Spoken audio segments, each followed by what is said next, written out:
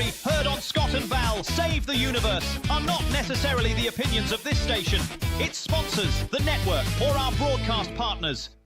Step back, everything will be okay. Two new heroes to face the day.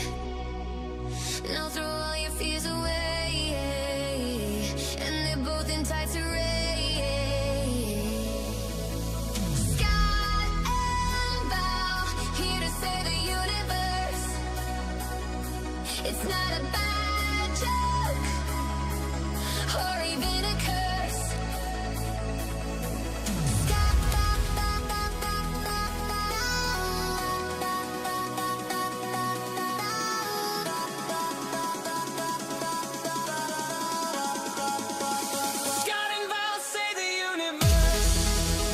Ladies and gentlemen, friends and neighbours, not since Donny and Marie Osmond has America seen a brother and sister weekly entertainment extravaganza like you are about to see and hear. Decades of sibling rivalry in the making, a mother disappointed by both of them, plus some really bad DNA have come together to bring you Scott and Val Save the Universe. Val is looking absolutely radiant, which is impressive, considering she's standing next to her brother, Scott, a man who looks like he lost a fight with a mirror, and the mirror apologised. Scott and Val save the universe. It's you. It's me. Oh, man. I'm having difficulties this morning, but let's get on with the show. All right. Good morning. Welcome to the Scott and Val Save the Universe show, the show you should watch. I'm Val. And I'm Scott, and on the show today, we've got our friends along with us. In fact, the whole crew's back today. We had a couple on vacation last week, but they were kind enough to send in some stuff. But live joining us today, we'll have Ken Owens of Panic Time, Whacked Out Weather with the one and only Alan Milani. We're going to cover the Oscars, but you never know what you're going to get because it's Joe Wilzinski. It could be the Oscars on Mars. Also, we got a weekend sports update with Nigel, our sportscasting AI, odd news, and a newest skit that we started. Future news, just a minute away. Val, I wrote another one. Oh, good, Yeah. because I kind of made it sound when I posted it to YouTube like this was going to be an ongoing skit. So I'm glad you got that all going. So the problem with doing future news is you have to make it all up. So you've literally got to write each story broadcast style from scratch, and I did it last week. I didn't think I could do it again, but then something came to my mind about Kim Kardashian's butt, and boom, future news story. So stick around for that. Can we do an episode of Future News where it's like how everything is going to look when we have a different president? Yes, we could. That'd be so fun. That would be really Let's all fun. have a moment of silence to dream about a new president. Didn't it feel good? One that doesn't lie. We realize we're in a nightmare. If you haven't noticed he lies, you haven't fact-checked. All right. What's new with Val? Oh, I tried to go St. Patty's Day today. I realized that, that it was the 17th of March. And so I scrambled this morning to find everything that I needed to do, like my outfit. And then Scott's like, I was like, why am I disappearing? And he's like, because you're green. Yeah, you can't wear green when you have fake backgrounds and stuff. So Exactly. So if part of me disappears, it's because I wanted to be like completely St. Patty's today.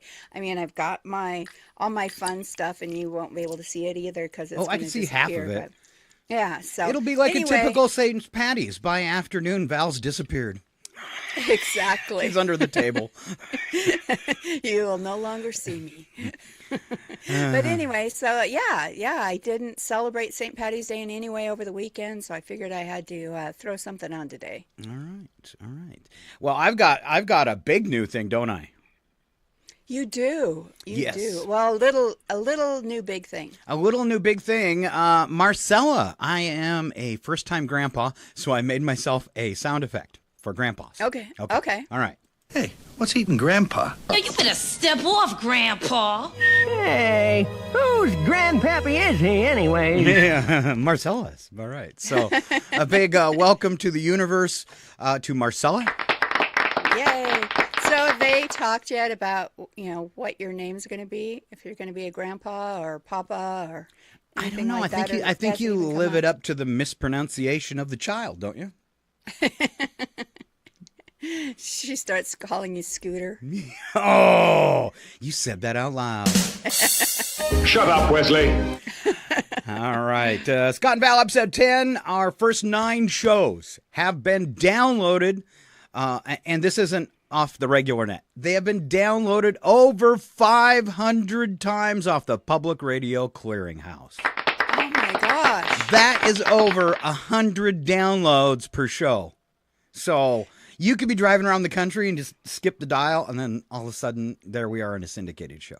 How awesome is that? Wouldn't that be fun? And it's too bad we don't know who is downloading it or, where we could check to see if they're actually, playing it on the station or whether they just wanted It'll to come see. through osmosis because people will start visiting the Facebook page and the website. In fact, if you're listening, we want to know where and how. Yes, please, please. Yeah.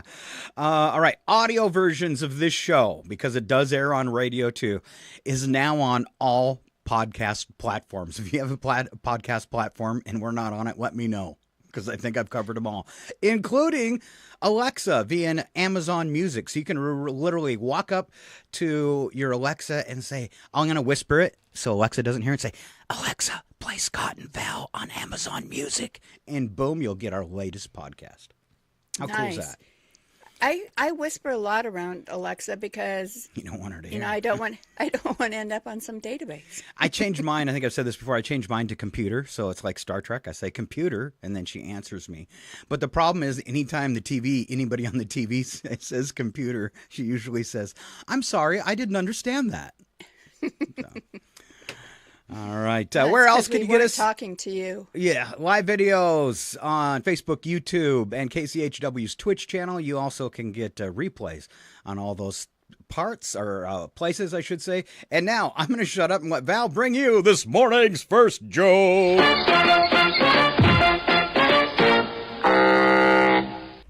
Okay, the first one this morning. Why don't men cook at home, Scott? That is so easy, Val, because no one's invented a steak that fits in a toaster. Oh, that's exactly right. Why'd my toaster catch fire? All right, Val, a group of scientists calculated that the world's spiders eat more meat than the world's humans. Oh, and yet they stay so slim. Yes, they do. A study found that having children will result in you living longer. And my kids should listen up, or maybe it will just seem that way. That's right. You got a baby. You know what amazed me about this baby, though? Usually they come out all purple and like foggy-eyed looking, and that takes a while to cure up. I mean, from 10 minutes after she was born, this baby, even though she's only like 5 pounds and a few ounces, rip-raring to go. Aw. Oh, yeah, it looks like she's already been out a month. Her eyes are bright and wide. She's looking at everything. Oh, man, you saw some of the pictures. Very cute. Very cute. Yes, and you know what? You will learn soon that your grandchild is the cutest, the smartest, Oh, yeah. the most advanced for their age. She'll have to battle for that with the cat, though. Yeah, well, that's Yeah, true. All right. Tweet of the week so far, Val. Good morning to everyone except my partner who, at 2 a.m., mid-dream, sat bolt upright in bed and terrifyingly shouted into the dark, "Will there be a buffet?" What was he dreaming about? It was very important that there was a buffet, though. As it was, one of my favorite old jokes is that, hey, Jimmy Buffett's daughter is playing at the Red Lion restaurant on Sunday. Yeah, I saw it online. It said Sunday buffet, 10 to noon. You were there. Yes. Oh, if that joke wasn't bad enough, how about a wee bit of the Irish as we bring you our annual St. Patrick's Day jokes? Yes! And if you don't think they're funny, just pinch yourself. That's right. What's Irish and stays out all night? I don't know, Val. Tell me. Patio furniture. You got to pronounce that the Irish way. Patio. I can't. Okay. Whenever I'm required to do an accent, I'm the same way. It immediately goes away. Mine always comes out like Dracula if I have to do it on the spot. If I practice it, I can do it, but it'd be like patio furniture. But it's patio. All right. Okay. Did you hear? Did you know why the Irishman brought a ladder to the bar? Why did the Irishman bring a ladder to the bar? He heard the drinks were on the house. And I'm not sure what accent that was. I don't know either. I'll keep trying until I get it right. There's no Irish and Scott. It's all German. It is. No, there is Irish in this, but it's evidently deep down. Yeah. What do you call an Irishman who bounces off the walls? That's my buddy Ricochet. That's a good one. I really like that one. That is. What did the Irish ghost drink on St. Patrick's Day, Val? Booze. And what do you call a fake stone in Ireland? Can't do it yet. That would be the shamrock. That'd be the shamrock. The shamrock. The shamrock. You know, we think from eating Lucky Charms in when we were young and listening to the commercials all the time, it would just pop in my head, and it doesn't. They were not magically delicious. The luck of the Irish. No, the marshmallow's delicious. The rest of it, they just took all the cardboard out of a Cheerio and put it into that one. Right. Yeah. So you just wanted to pick out all the marshmallows and just eat those. Yeah. All right. What do we got next here? What's an Irish exit? That would be leaving the party quietly right after loudly announcing you're staying forever. Yeah, people do that. All right. I'm going to give Val here. I'm looking at the meter, seeing she's a little quiet. I'll give her a little more volume. Let's see. Why can't you borrow money from a leprechaun, Val? They're always a little short. And say it. They're always a little short. Like? I got it that time. Like Scott. Thank you. Shut up, Wesley. Just waiting for it. All right. What do you got next, Val? How can you tell an Irishman is having a good time? Oh, he's doubling over. Oh, yes. What's an Irish 7-course meal, Scott? That'd be a 6-pack and a bag of chips. Still sounding pirate-ish. I know. Well, the Irish were pirates, too. Oh, there you got it pretty good. Thank you. You want me to do the last one here? Sure. Why should you never iron a 4-leaf clover? Because you should never, ever press your luck. Finally, by the end, it was pretty Irish. Yeah. It's hard. All right. I have a gross Irish limerick, but we have to do it together. Okay, I'm going to start. All right? I'm ready. All right. There was a young lady of Cork whose pa made a fortune in pork. He bought for his daughter a tutor who taught her to balance green peas on her fork. See, I said it was gross because it was bad. Because you. Well, I thought it was because you hate peas. Well, that too. It's kind of a double bad thing. All right, this one. I got to do a time check here. We're doing okay. This one's so much fun. Add Gary, ruin a movie. And Val, your question? Who's Gary, Scott? Who's Gary? Well, who is Gary? And it looks like I deleted Gary. So poor Gary. I might be able to. I made a sound effect just for Gary. Okay. Because I knew this was going to happen, right? So I wanted to explain to Val who Gary was. Okay, we're going to play this straight. So just give me a second. It's going to open and play. Here it comes. Okay. Maybe. Do, do, do, do, do, do. It wasn't in the cue box, so we're waiting for it to open. Please stand by, ladies and gentlemen. It looks like it's a big It will be well worth it. He is not good. He is terrible. He is the worst. There is not any man like him anywhere in the world. Hey, listen up! up, everybody! I'm Gary Granger. What are you waiting for? Kill him! Can't you see he's the devil? Kill him! See? Now you know who Gary is. Now we know. Yeah, he's Thank the goodness, devil. Before we started the skit. Yes. All right. So we're going to add Gary to movies and ruin them. Let's go back and forth on this, Val. You can start with the first one. All right. Indiana Jones and the Temple of Gary. The Temple of Gary. The Temple of Gary. Okay. When Harry Met Gary. I like that one.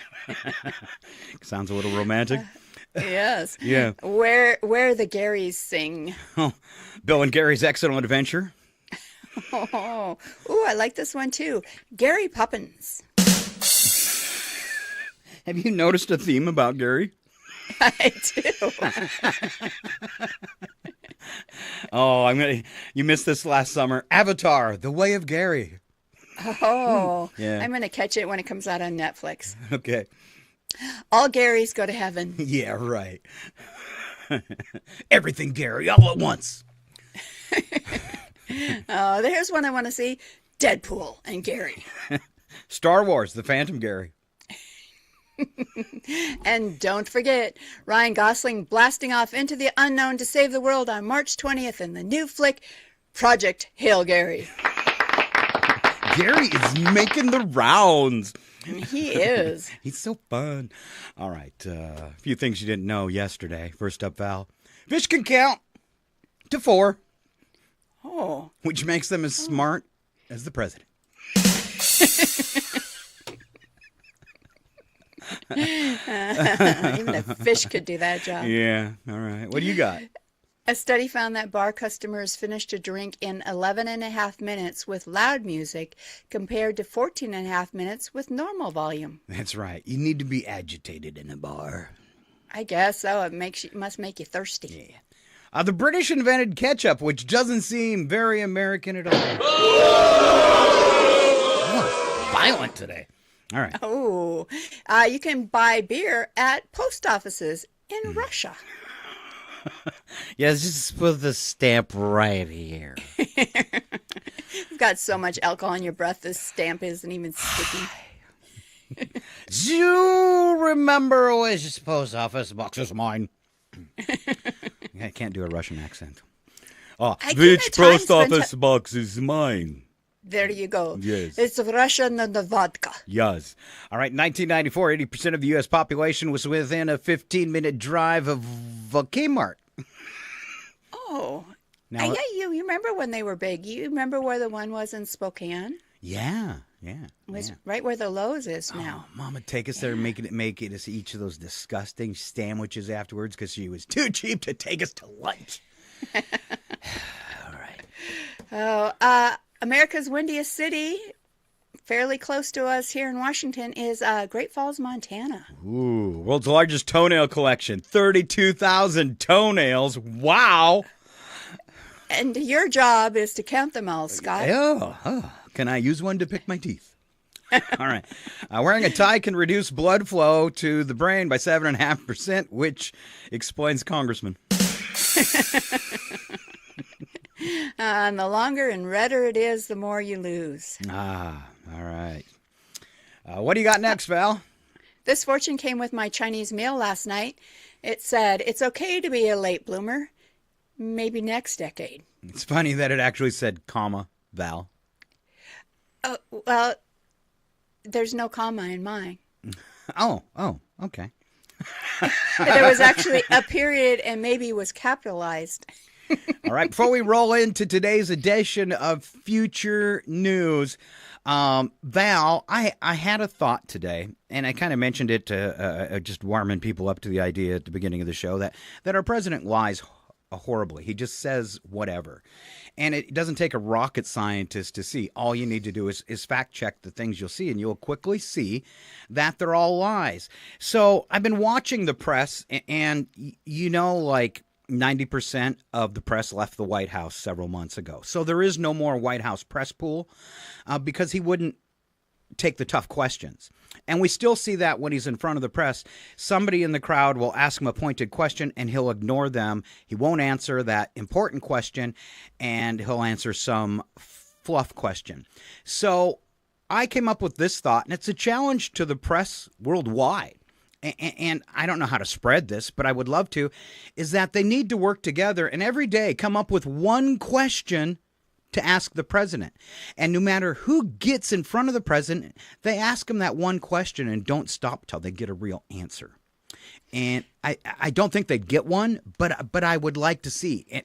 And before you say anything, as my example, I was trying to think, well, what would you ask? If I was a reporter today, or a group of them in front of them, each one of them should ask the president, are you prepared to give a detailed account of what happened during each of your multiple visits to Epstein's Island? And every time a reporter sees them, they should ask that question or something similar. There was a reporter came across my newsfeed on Facebook that did press him the other day. And as soon as you start pressing him, he asks which network you're from and then says that you're the worst reporter ever and that is the worst media outlet ever and it's all fake news. I mean, he has that. That response that comes up no matter what. But she kept pressing and pressing, and finally he just went to somebody else and ignored her. So, but I wish everybody would do that. Quit throwing him the fluff. Yeah, and when he went to the next reporter, they should have asked him the same damn question. That would be funny, but like you said, who he's got left. Oh, but it'd be so fun. People need to see him melt down more and what's really going on. So ask a hard question, reporters, and don't stop. And when you hear a reporter ask a hard question, I think the next reporter needs to ask the same hard question if they didn't get an answer. You know, Brad and I were talking this morning just because of what's going on with TSA. And I said, why don't they walk out en masse? I realize that legally or whatever they're set up as, they can't do that. But I'm like, what are they going to do? Fire every one of them? So just walk out en masse, and I'm pretty sure that they'll get it figured out. You think? Probably rather quickly. There's money involved. There's money involved. It'll happen quickly. All right, we're going to keep things moving along this morning. Since we did future news, I made a little intro for it last week, but I thought if this is something we're going to do regularly, it needs another video intro.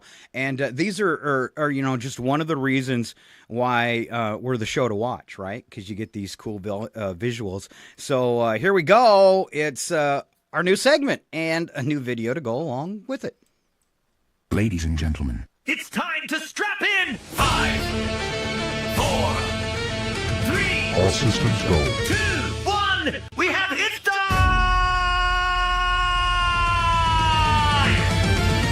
And now it's time for Future News with Scott and Val! Future News with Scott and Val! Woo, woo, woo. I love the build-up gave myself all the time. goosebumps. I did. I don't know why. I think it might be because I have to go to the bathroom. What do they call those? The pea shivers? Yes. I could wet my pants right now. No one's going to know. It's awesome. First time ever. All right, Val, would you like to kick us off? Sure. On the first news story. First news story in Future News. This just in as we start the show. A solar system awaits the arrival of Kim Kardashian's clone. We have tragic news from Europa colony. Scientists, upon opening the Kim pod, were left aghast as the only thing in the pod was a giant silicone set of buttocks, prompting one scientist to say, "Who took this sample?" All right, to the sample guy. Do or do not. There is no try. Is that SFX Yoda right there? Yeah. All right, more bad news for Russia. Oh, by the way, this is future news. Star date, March 17th, 2052. Oh, that's not that far in the future. Yeah, where we have more bad news for Russian and American economies as the deadline looms for their massive balloon payments for war reparations. Each of the countries has been ordered to pay by the International Court for each of their aggressive invasions of other nations since back to 1950. It's over $1 kajillion each. Oh, wow. The two presidents had this to say. These aren't the droids you're looking for. Next up, a short note here. There's a massive cleanup in orbit of Saturn as Doofus Musk gets a new Guinness record. It's for blowing up his 10,000th spacecraft. this year. His dad only blew up 10,000 his whole life. I don't know if you've got the whole picture or not, but he's not exactly working on all thrusters. Nope. Doofus Musk. He gets in more trouble. Notice from Pacifica Prime this morning during the daily productivity audit of citizens, a drone swarm malfunctioned and started firing performance reviews at random people. One barista got docked points for insufficient enthusiasm while making coffee, and a dog walker was flagged for low hustle. The company blames rogue code, but you can now add extra life points by getting a premium ad-free subscription. Planet Pacifica Prime reminds its citizens, if you run out of life points, you're dead. Logic clearly dictates that the needs of the many outweigh the needs of the few. Yes. Yes. Yes. Oh, next up in future news. High above the equator, the geoengineering fleet just fixed ocean acid. Thanks for giving me this one. Acidification. Acidification. Acidification. Be careful how you say that. They did it by dumping a mountain of antacid tablets from orbit. The good news, these are now fizzy and minty fresh. The bad, massive foam tsunamis are washing over coastal resorts, turning beaches into giant bubble baths. Scientists insist it's temporary. You hear that a lot. And surfers are calling it the foamiest waves of the century, dude. They've cured the ocean by giving it heartburn.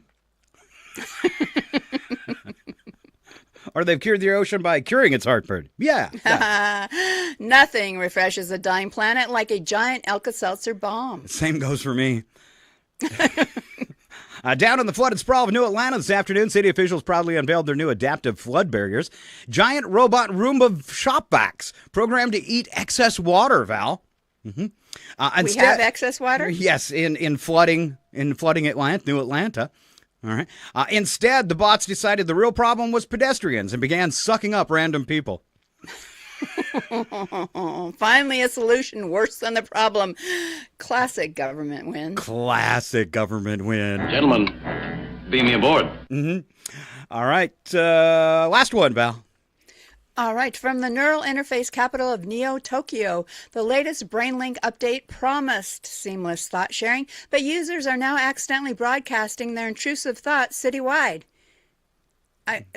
We know somebody else who does that too. Yes. One executive's mid-meeting fantasy about quitting just aired on every billboard for 30 blocks. Privacy advocates are calling it a feature, not a bug, because nothing builds community like knowing your neighbor hates you. Patch incoming. Probably. Honesty is the best policy, so I'll keep my dark thoughts somewhere besides my brain link. For sure. Great. Now my intrusive thoughts have stage fright too. Yeah. All right, we're going to wrap up a future news with a message from my brain link. Let them eat static. We always knew there was nothing there. Let them eat static. And that's pretty much the whole way it works, Val. All right, let's see. I think we've got some more fun all lined up just for you. Get ready! Wait for it! It's panic time! Calm down, it's not the end of days! And now, your panic time host, Ken, you kids get out of my yard! Owens! Hey, you kids, get out of my yard,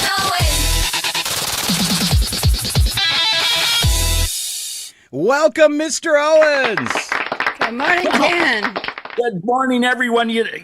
I was gone last week, and I'm back again. And what a wonderful day! What a wonderful day! I'm panicking because, it's a nice day. There's got to be something wrong. It's just too perfect for you, Ken? Yeah, too good to be true. Yes. Well, yes, and I think, am I supposed to say today's show is sponsored by Gary? Am I getting that right? Sure. I'm not really sure. Yeah. No. Yeah. Scott and Gary save the universe. Scott, yes. Scott and Gary. I like Scott and Val. Scott and Val. Anyway, last week we did the whole no, it wasn't last week. It was the week before. No, anyway, we were talking about things that people panic about. And I had all sorts of people. I kind of queried a few people. Oh, that's a big word for today, queried. And I asked a lot of people, so what do you panic about? And I've got a list. Okay. Oh, a list. A list of How things. How comprehensive is your list? Okay. Okay. So anyway, one of my friends said, hey, really, this is kind of personal. And I'm like, well, okay, you can tell me. And he goes, I panic about peanut butter. Peanut butter. Yeah, he goes, yeah, when I get down to a little bit in the jar, I panic. And I'm like, well, is it like all of a sudden it's a food shortage? I mean, are you going to starve? I mean, why not buy 2 jars? And he paused for a minute. 2 jars. Huh. What a brilliant idea. You're a problem solver, Ken. That's why I'm here. Anyway, and then one person said to me, hey, how about when you lose your remote? Oh, God, when we will lose a remote in my house, everyone's standing up. We're walking around. We're looking everywhere. We are tearing out the couch cushions. I mean, everything has to stop in our house when you lose the remote. And then you know where it is? It's right on the back of your chair. Yeah. As long as the dog's not chewing on it, Ken. Well, okay. So, and the next one, someone said, hey, have you ever been to Costco on Saturday? Well, no, who goes to Costco on Saturday? It's a nut house. Exactly. Because they're like, you know what? Have you ever tried to find a parking space in Costco on Saturday? It's almost impossible. You have to park way out in the Tulies. So then someone said, well, here's one that gets me. So the sign says you're shopping, we talked about shopping and, last week you can't find your car and, you don't have money when you get to the checkout stand. How about when you go to the store, and you count all your items and you've got 17 items. Is that 17? I think that's 17. 17 items. Yeah. But the sign says 12 items or less, but there's no one in that line. So you pull your card in, you start putting stuff on the little belt thing and talking to the gal. Now, she's counting too. So you realize, oh my God, I'm going to be caught. So you kind of make that thing where you're like, well, I kind of have a couple of extra items, and then you realize there are people now behind you and they have like 3 items and you're like, are they going to arrest me when I walk outside the store? I went with 17 items in the 12 items aisle. Nothing to panic about. How dare you, Ken? Well, and then, it's your alarm clock, So you set your alarm clock, and somehow you wake up a couple of minutes early and you're like, oh, okay. And then you realize your alarm clock didn't go off. And you're like, oh, I could have overslept. I could, and then you go into your app, and you're checking it and you're like, oh, I set it for PM. Oh, thank God I got up in time. 12 hours early. I mean, okay. So you guys have had some things I'm sure that you panic about. On the show, Scott must panic. Oh my God, the show's almost ready. Oh, Ken's calling me this morning. I don't have time for this. Mine is when I realize at the last minute, because my computer's getting old, and it will, for no reason, say it's down to like 5 gigs of hard drive space. And I know it's not down to 5 gigs, but it was this morning. I'm like, oh my gosh, if I don't hurry up and restart it, but Scott's probably waiting for me. I need to restart my computer before we start. And we'll be in time, and he's going to wonder where I'm at. That was my panic this morning. All right. See, wait, how do computers age? When we age and they die, we die too. But anyway, how do they age? Are they getting old? Can they get Social Security? I'm not really sure. I'm going to have to look into that. Anyway, so, and there's the where's my glasses thing. You're walking around, where's my glasses? Where's my glasses? And, your wife says, you're wearing them. Oh, I guess I needed them to find my glasses. Yeah, you're right. I've got them on. So, and then there's the one here. Someone said, hey, how about that one where your wife walks up to you, hi, honey, do you know what today is? It's early in the morning and you're thinking, oh my God, did I forget her anniversary? Is it her birthday?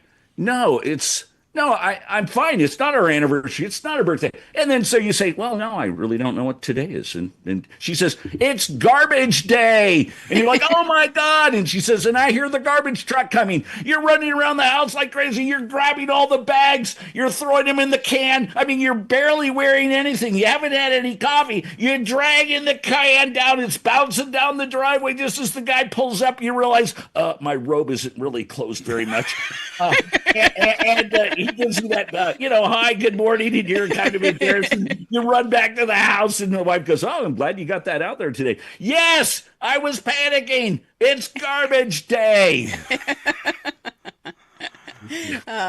Far more important than an anniversary. Man. All right. We have that. You can't find your phone, panic thing, and you're panicking. So thank God there's two phones in the house. So either you have Alexa call it, and then sometimes she doesn't, and sometimes she does, and then your wife calls and it's ringing and it's right next to the remote control and your glasses on the table. So you've solved all those problems at one time. But the one that gets me is, you're going down, you're shopping, maybe you're at the store, you could be at a restaurant, a wonderful couple walks up, you recognize them, and you have this great conversation, and they kind of give you a little look, and you're like, hey, we'll get together someday, and as you walk away, your wife goes, by the way, his name's not Pete, it's John. And you're like, what? Yeah, you were calling him Pete all night long. And I called him by his wrong name. And you're thinking the whole time, oh my God, they know this. I know him. What? And then later on, you're like, hey, man, sorry, I was calling you by the wrong name. It's stuff we panic about. It is. I panic if somebody comes up who I know and Brad doesn't, but I can't remember their name, and you're supposed to introduce them to your spouse, and that's a moment of panic. Yeah. Yes, and then when you walk away, you're like, hey, why didn't you say something that mentioned his name? And they're like, I don't know, I couldn't remember his name either. That is an awkward panic, So anyway, again, we've got the Costco sample thing. That somebody mentioned, you're at Costco and you're waiting for the samples, and they realize there's, you were the third person there, and then all of a sudden they put the 6 pieces of cheese that you wanted with the little toothpick out there, and you realize you count them, and there's 7 people, but somehow you've ended up behind all those other people. But one of those samples is supposed to be mine. Are they? And then you realize as you get up there, and she's like, I'm sorry, it'll be another 2 minutes. Do you wait? I don't know. Anyway, this is Ken with Panic Time, and we all panic about something. Well, wait, I panic about everything every day, and next week, I don't know, it could be panicking about the dishes. Oh yeah, that's a whole nother one anyway in our house. So this is Ken with Panic Time, and we love Scott and Val, and don't forget Gary too, because I think it's Gary. Anyway. Wow. Good job, Mr. Ken Owens. Thanks for being here today. Panic Time. Wow. Give yourself a big round of applause. I'm so glad he's got low cholesterol. Again, ladies and gentlemen, Ken Owens and Panic Time. Having Ken do that kind of got me in the mood before we go to break. And I am panicking about the upcoming break because I really have to go to the bathroom. Are we moving it up? I'm panicking that it won't happen. No, I'm going to keep my time schedule no matter how painful it is for me. You see me starting to tear up? All right. These are, well, let's go ahead and start at the top. Models to live by. All right, the first one. If at first you don't succeed, destroy all evidence that you tried. Mm-hmm. Eagles may soar, but weasels aren't sucked into jet engines. True. A conscience is what hurts when all your other parts feel so good. Wow, Val. That's a little inappropriate. Let's see. No one is listening until you make a mistake. Oh, true. True. Another motto to live by: success always occurs in private and failure in full view. Hardness of the butter proportionate to the softness of the bread.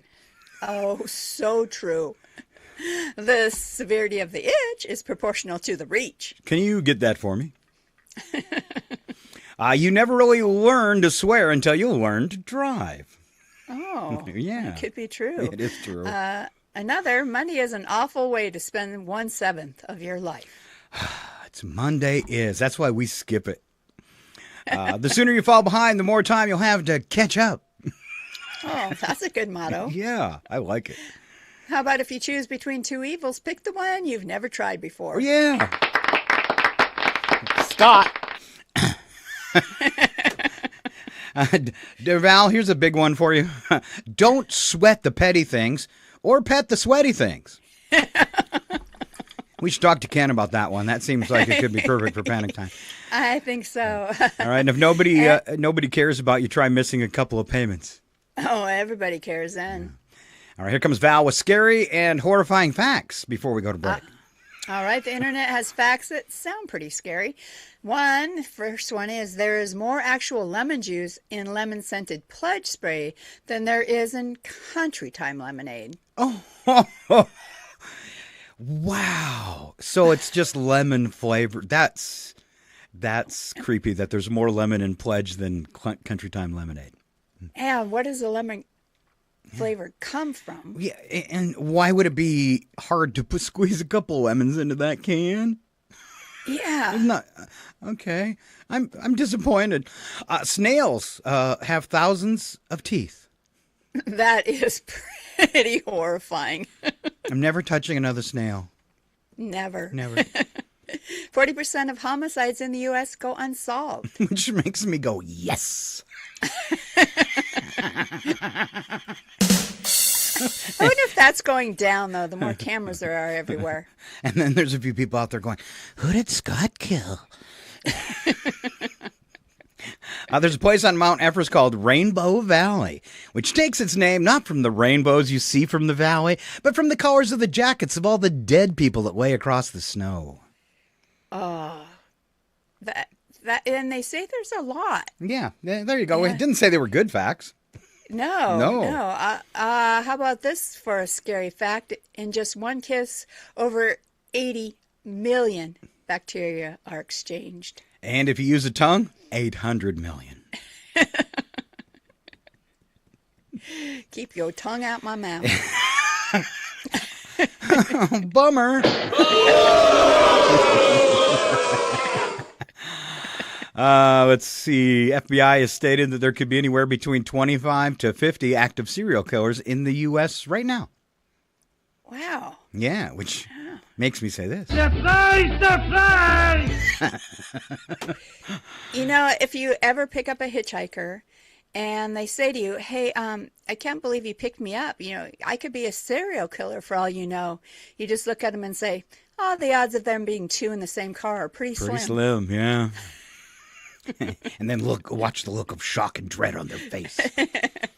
All right. The average American consumes over 150 pounds of sugar every year. 150 pounds of sugar. Give me some sugar, baby.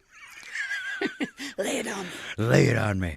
All right. Coming up in hour number 2, we have some visitors. We're going to start it off with Mr. Alan Milani and his whacked out weather forecast.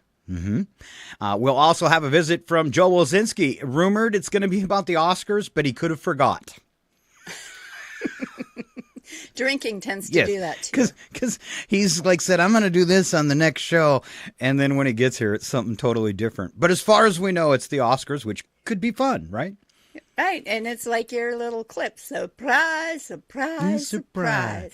Nigel taking a break today from his goofy sports to cover some basketball.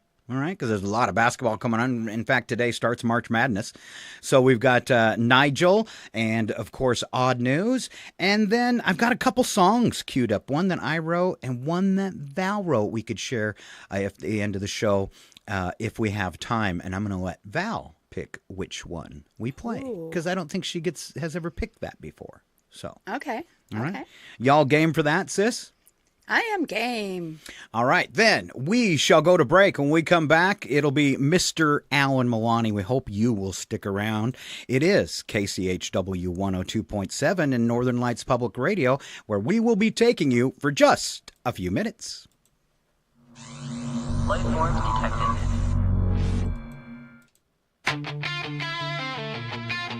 Scott and Val Save the Universe will be right back. They're probably heating up a chocolate teapot. I hate this job. It's total bollocks, isn't it? Their mum must have been real knackered after raising these two wibble-wielding squiffies.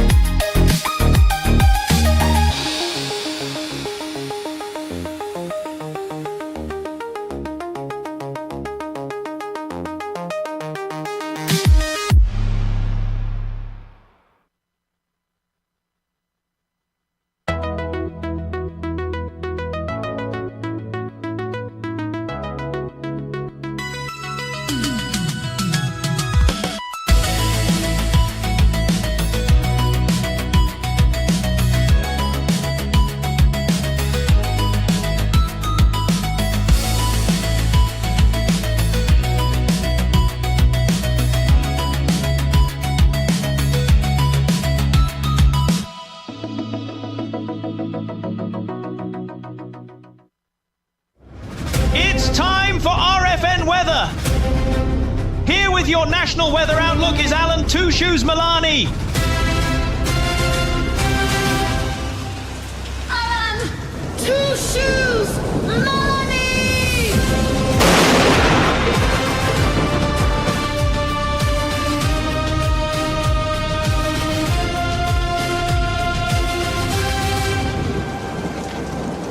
We are the station that brings in the thunder, Mr. Alan Milani.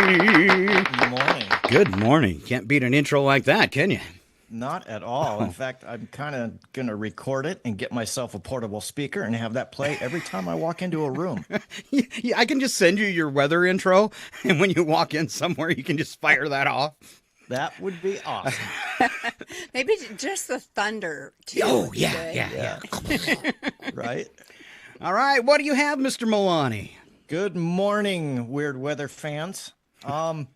This is specifically going to be for the people that pack sandals and parkas into the same bag. Okay. Let's see. Where am I here? You caught me when I'm not ready. Well, you scared me because I went to go back live and you weren't there, and I was like, oh no, we lost Alan, and then I could see you had just muted yourself, so it made it look like you weren't there. So yeah, I'm always lost to some extent. Okay, all right. So Tuesday morning, we're going to start in the inland Pacific Northwest. Morning gray arrives like it's filing taxes. Slow, relentless, and mildly judgmental. Expect drizzle that starts polite and becomes passively aggressive by lunch. Highs are going to be in the I should have brought an umbrella range. Scott, you're probably going to call it classic outdoor weather, and Val's going to insist it's atmospheric ambiance. Oh, yes, the ambiance. Light a candle and it's all good. I love the rain. Well, you're both right, but neither one of you are helpful. Okay. That is my motto, story of my life. Right, but not helpful. Right? So your commute tip's going to be wear shoes you don't mind resigning to dampness. Wednesday is going to bring dense morning fog, the kind that makes your car headlights feel like a lighthouse for confused ducks. Visibility is going to be less than your chances of getting a straight answer from Scott about his weekend plans.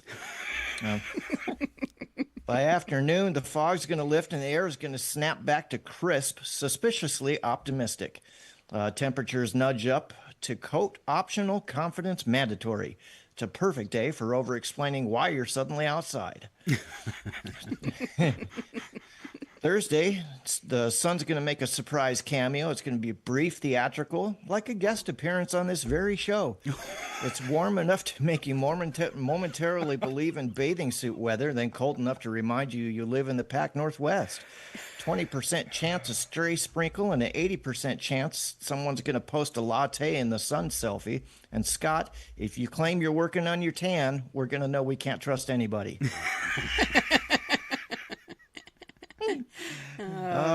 Friday, cloud cover returns with dramatic timing. Rain shows up in the evening, specifically targeting people who said, I don't need a raincoat.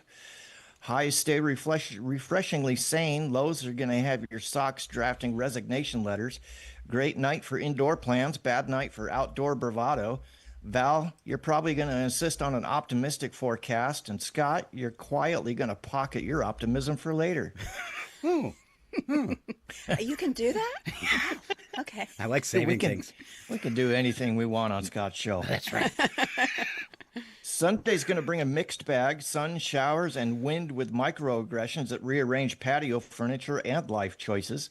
Expect sporadic bursts of sun, perfect for stepping outside and regretting nothing immediately.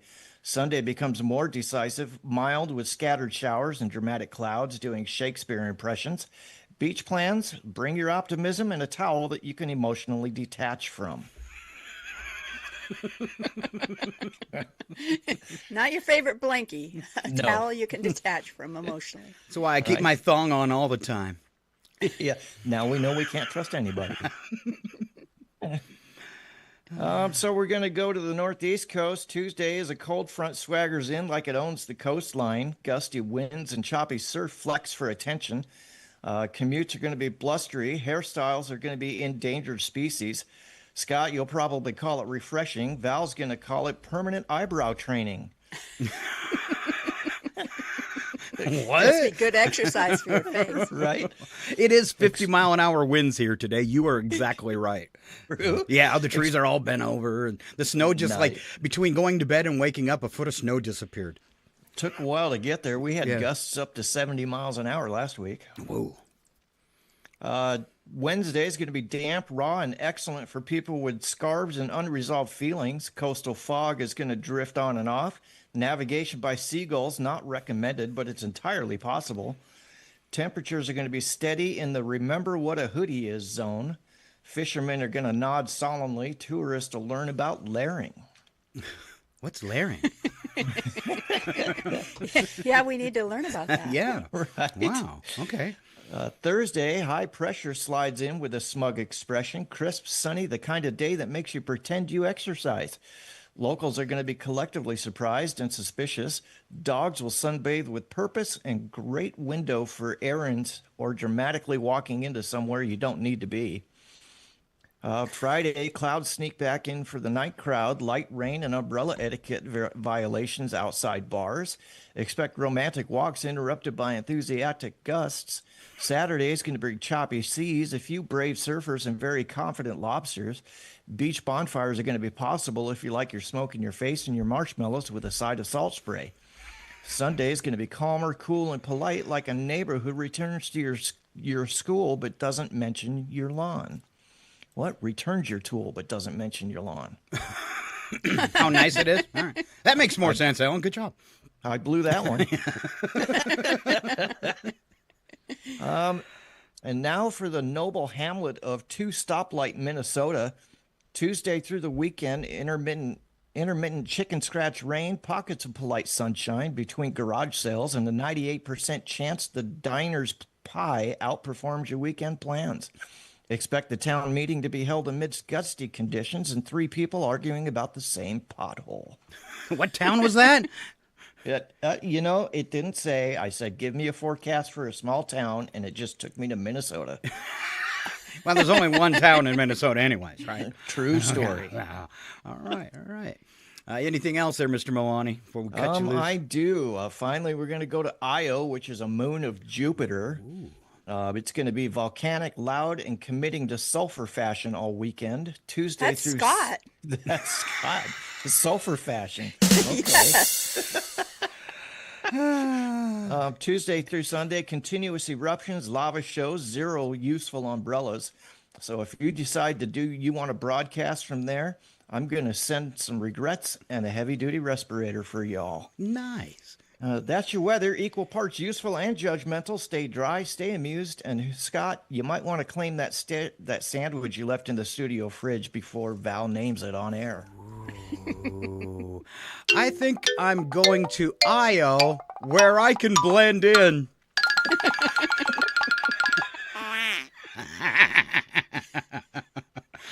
All right, big round of applause, Mr. Alan Milani and his whacked out spacey weather. Thank you all. All right. Have a great day. We will see you next Tuesday, Alan. Thank you so too. much. Bye-bye, my friends. All right. Yet to come on the show this morning, we will have a visit from Mr. Joe Wilczynski. The funny thing about Joe, he logged in like an hour ago. He's backstage. Yeah, he's just lounging in the green room, which means if you've been watching his segments for the past 9 weeks, might be tipping a couple back. But it's okay because I'm in charge of the transmitter, not Joe. That's right. That's right. All right. Thank you very much, Mr. Alan Milani. As we move on this morning, I had some goofy stuff that me and Val could do before we get to our next segment. It says extras, but I don't know what they are. I think I cut something off. Okay. Things you were doing while you hurt yourself. Oh, okay. Okay. So, like, cutting a cake for a friend's birthday, accidentally dropped the knife and caught it with my foot. Oh. I've been chasing the cat out of the kitchen because the other day I dropped a steak knife and she almost caught it. Oh, no. Yeah, it would have been bad. Oh, all right. You would feel so bad. You would. All right. Yeah, just like we feel bad when our pictures aren't back up on the screen. Oh, it's no. like one of those things. It could be just pretending like we're on radio only. I told you the key word. Remember our I couldn't remember. It's our safe word when I forget to switch the camera. Since we don't have an engineer, she's supposed to say, "Scott, bubble on the interstate." Oh, that's what it was. I was trying to remember. Okay, bubble on the interstate. Bubble on the interstate. That means fix the camera, Scott. So if you hear that and you're listening, bubble on the interstate. All right. Val, will you do a couple more? I would love to. Another thing, somebody hurt themselves. Well, not trying to. I was trying to open a little cup of pudding with a steak knife, and it went all the way through my hand. Oh. Just for a little cup of pudding. Oh. All right. Another one, I tried jumping over a bonfire and hit someone midair who had the same idea. I won because I didn't need 3 weeks in a burn unit. Oh, ow. That's awful. Oh, congrats, though. I'm so glad you won. All right. Yeah. Oh. All right. Looks like Ron and Ken checking in this morning. I will yell a hi out to them. Let's see. Where'd you leave off, Val? Coming back home? Oh, no. That's as a child. As a child? I'm going to start backwards then. When I was 4, I wondered what would happen if I did a somersault down the stairs. Val tried this. Oh, yeah. I tried a somersault going up the stairs. So this guy says, I did a somersault down the stairs and ended up breaking my ankle. Ooh. This one kind of reminds me, maybe you don't remember this unless you're Scott's and my age. As a child, I was messing around with a cigarette lighter in the family car, and I just knew once the lighter part stopped being orange, it must have cooled off. It doesn't. Burnt my thumb twice. I was playing with a razor blade once, and Mom said, don't play with razor blades. I said, it's not sharp, and I cut myself as I said it. I was running down the hallway at home, tripped over a toy, put my head through the drywall. This person kicked a coconut thinking it would be similar to a soccer ball, and they broke their toe. Ooh, this guy says, coming back from the ER, my brother fell out of our van and cut his lip wide open. Awesome. Oh, this one is so good. I was eating really spicy noodles. I managed to slurp one so that it whipped into my eye. Chili on your eyeball is so not cool. Ow, ow, ow.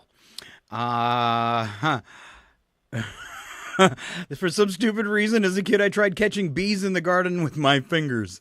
That's all I need to say.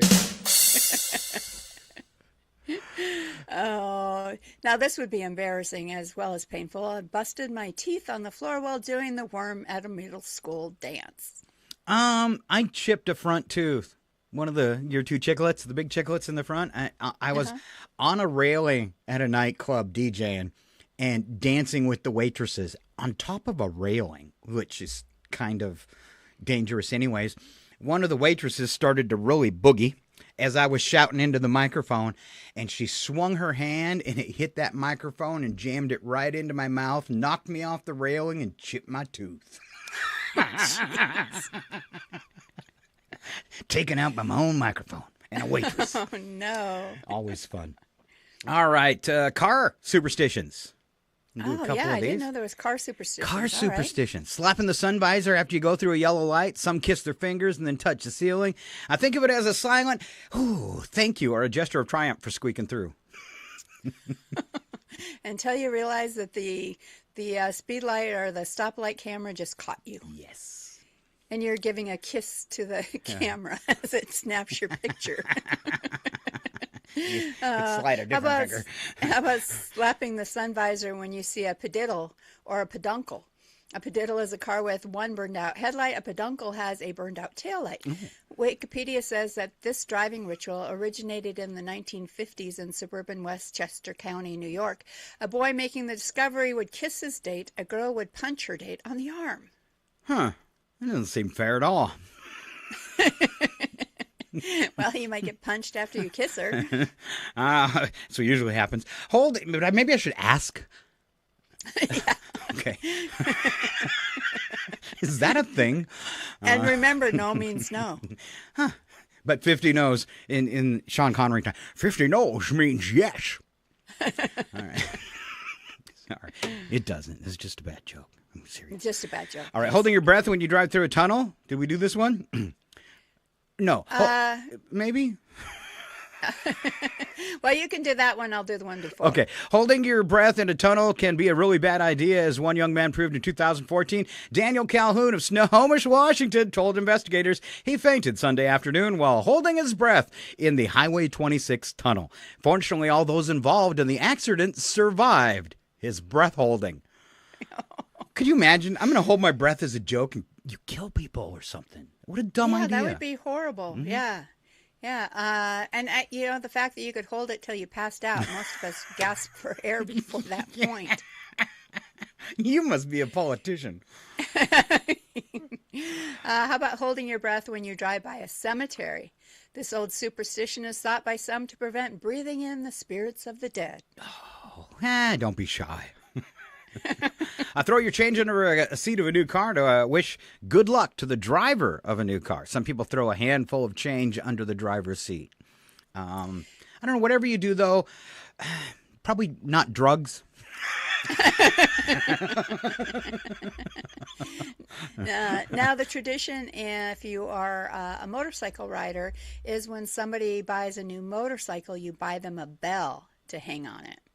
And that's supposed to keep them safe and provide good luck. Really? A big old biker and get a little bell on your bike? Yeah. Okay. Somebody loves you when that happens. How about intentionally scratching a new car? When you buy a new car, you're petrified someone will scratch the beautiful finish. One way to prevent it, some believe, is to go ahead and scratch the car yourself. Don't go crazy and key the door. Just scratch the paint somewhere unobtrusive, like the wheel well. Or the inside of the gas cap. Somewhere like that. Somewhere where nobody will ever see it. All right. We have another guest. This show is just piled full of segments of goofy guys. We need a girl to come in and do a segment, don't we, Val? We do. I don't want to be by myself with all these men. Well, that is going to be your job then. Oh, it's to find a woman to join me? Is to find a woman to join you. Okay. All right. Yeah, bear with me for a second. Because Joe did the same thing, muting himself and hiding himself so that you can't see them. Okay. Which is a challenge. And now I lost you. All right. I'm going to guess that maybe Joe, where are you? No, I can't seem to find Joe anywheres. Oh, man. All right, bear with me for a second. We're going to play some background music.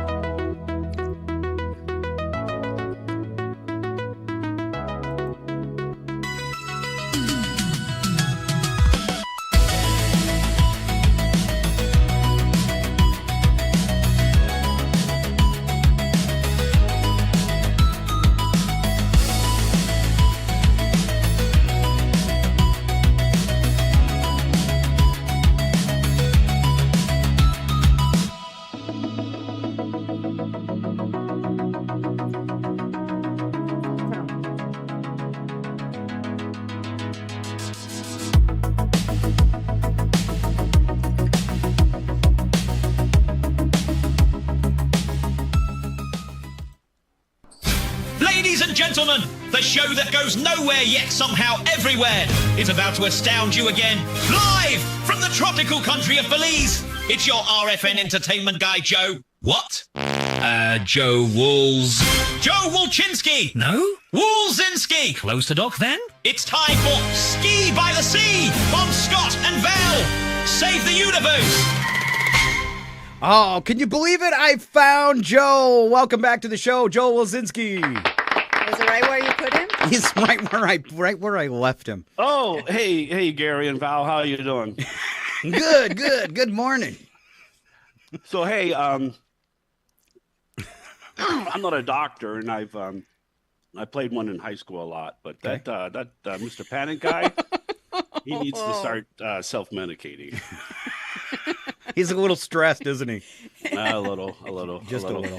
Hey, how's everything going there? We're having a great show. Good. Yeah. Yeah, Oh, Joe. good. I'll try to ruin that. So today I'm going to talk about the Oscars. Did you guys watch the Academy Awards? I did not. Once again, I was not nominated for anything. Oh, which surprises me, Joe. Me too. I know. So anyway, as you guys know, and maybe you won't know because you're not watching the Oscars and things like that. Train Dreams, which was filmed where? Spokane. Yes. In the area, Chewela and Coffeyville, was nominated for 4 pictures. Now, prior to the Academy Awards, which was Sunday, the host, Conan O'Brien, was on the Jimmy Kimmel Show, and he was telling Jimmy that he could not come up with a joke for Train Dreams. Now, this doesn't surprise me because this is a man who can't explain why his head is shaped like his head. So I don't know. And why his hair does what it does. Yeah, why it does. I don't know. You figure with his kind of money. So, I wasn't really sure about what a lot of the movies were about. Like the movie Sinners. I thought it was about our political system. Of course. Who wouldn't? But I came to find out that it was about blood-sucking vampires. Mm-hmm. Oh. Wait a minute. Maybe. Yeah. Anyway. Same thing. So, but it was really great to see all the stars in the audience. Steven Spielberg sat up front, and I'm assuming he was sitting with his granddaughter. But, with that list floating around, he might have had a tag on her and said, granddaughter. So we kind of, so. Clarify a little bit. Clarify a little bit. Things are getting kind of. Anyway, I think I have a list of myself here. Let's see what I have. Let's see. Bourbon, vodka. That's your shopping list. Sorry. Wrong list. Yeah. Okay. I got. Don't forget the rum. The rum. Yes. Okay. So I can't remember. Did you guys watch the show? Right. You saw it? Yes. It was awesome. Okay. It was good. It was Just easier to tell him that. Yes. Nobody got slapped or anything like that. Anyway, so Best Picture was One Battle After Another. Now, I originally thought that this movie was about marriage, but that's not. And then the Best Director was Paul Thomas Anderson. Best Actor was Michael B. Jordan for Sinners. Wow. Now, I guess his twin brother was in it, but he didn't get nominated or didn't win anything. So I don't know what's up with that. The Best Actress was Jessie Buckley for Hamnet, which I'm not quite sure what that is about. I don't think anybody who saw the movie is quite sure what it's about. That's why it won an award. Probably. Oh, excuse me. No, this is why I keep a cocktail close. Liquids around. Yes. So anyway, Best Supporting Actor was Sean Penn for One Battle After Another. Imagine that. Yeah, I guess there was a scene in there where I guess I probably can't talk about it, but Madonna would know what I'm talking about. Okay. Let's see. Oh, Best Supporting Actress, Amy Madigan for Weapons. That was that was a really good movie. It was kind of a weird movie. I didn't understand it. Haven't seen it yet. I don't even know if I saw that movie. It's where they turn the kids into weapons. Oh yeah. It's kind of like what's going on today nowadays. Huh? Yes. Okay. Anyway, let's see. Where was I? I think I have the screen here somewhere. Anyway, so let's. There's a lot of other awards. People get a lot of other awards, but I would like to give 3 coconuts to the Academy Awards. Okay. I enjoyed the show. So, 1 coconut, 2 coconut, 3 coconut. Are those coconuts? They are. Now, you're probably wondering why they're small nuts. Yes. This is in honor of Conan O'Brien's joke about renaming the place that they do the Academy Awards in. And if you would have watched it, you would get this joke. Oh. But what can I say? All right. So anyway. Maybe next week you'll have a better audience. Maybe next week I'll have better jokes too.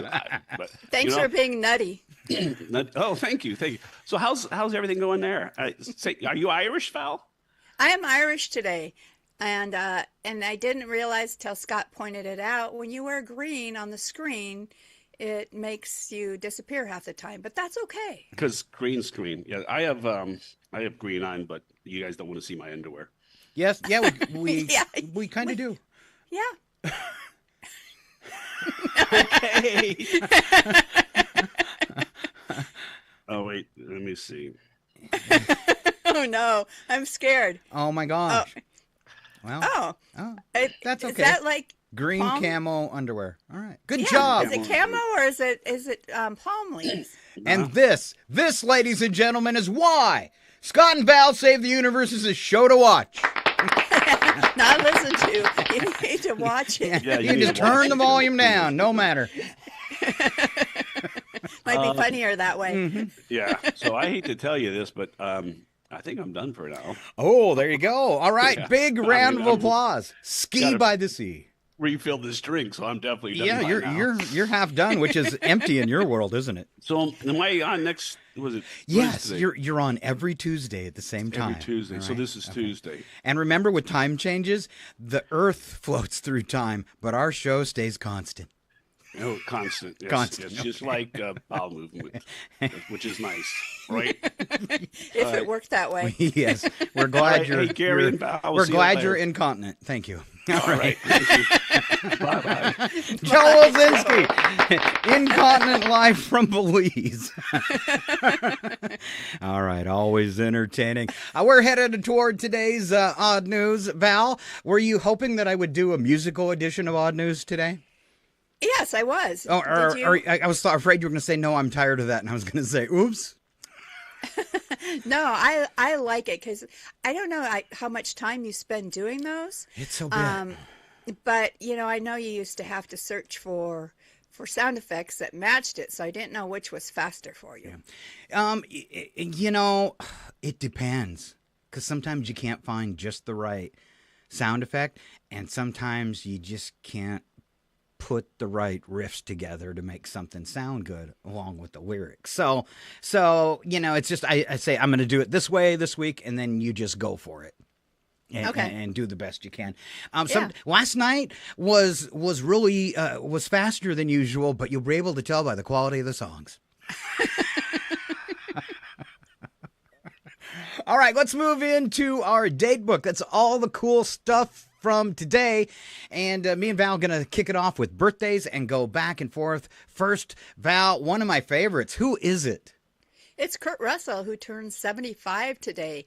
He's been in such things as Escape from New York, Tombstone, and somehow still cooler than everyone in the room. Have you caught his new TV show? The Monarch? Yeah, Legacy of Monsters. We tried to watch it. It's not very good. But no, it's really not. It fits the whole, if you are a big Godzilla fan, it really fits that theme, like super stupid. So it's true to the Godzilla genre. But yeah, not anything How cool though to to watch. Be in a show with your son.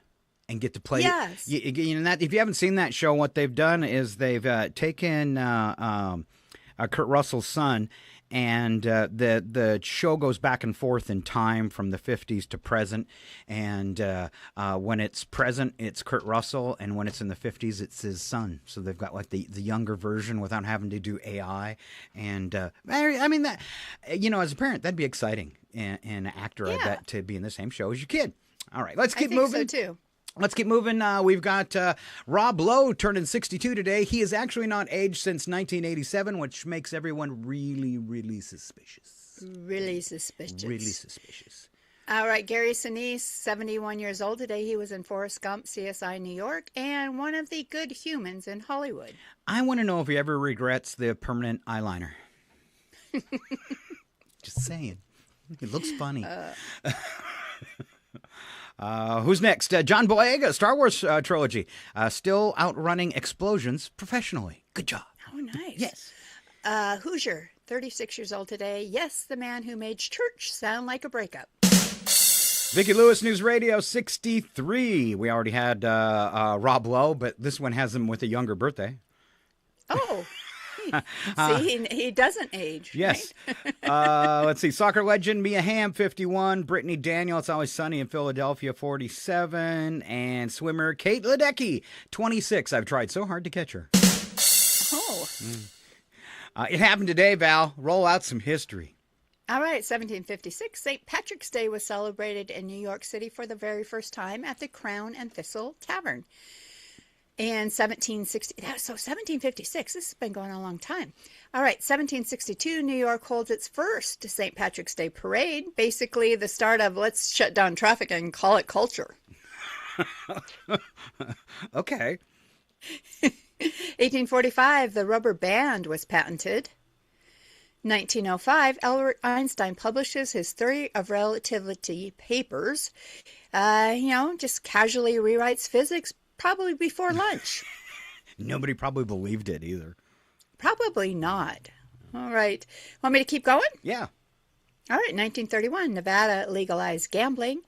We'll move on to 1991, and its first dress code change since the 1960s. Brigham Young University announced that students could wear knee-length shorts and go sockless. The scandal.